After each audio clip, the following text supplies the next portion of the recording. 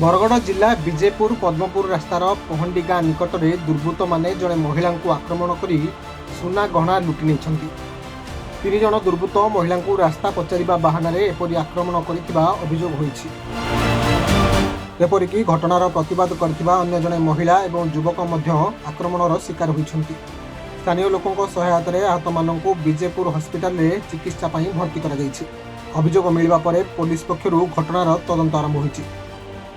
आम आज्ञा गाँ जाइलु गाँ आसतु घर के झिलीपाल के आसतु पहंडी तो मध्यान आमर बुरा तलियान मंदिर अच्छे से मंदिर सामने टिके मोर बापा मोर भाई मोर झी आगड़े जाऊे पछा मुई मोर माँ मोर वाइफ के धरिक जाऊली पछाड़ू आसले 3 जन आउ साड़ी के घिची देले कि मुई आम हेटी पड़लु आगे पले गलु और मोर माँ जिते बेले मोर वाइफ सुना रूपा सब जिते बेले घिचुले मोर माँ छोड़ुला बेले मोर माँ रोटा घिचीदे और ठेले देले गोटे आमर बरगद महल खुटा गोटे ना पिटी महल खुटा न पिटी इंजोरमेंट और मत यहाँ घुषी देले आज्ञा क्या आक्रमण कले माने मैं छुरी रे केते जन थिले 3 जन थिले आज्ञा।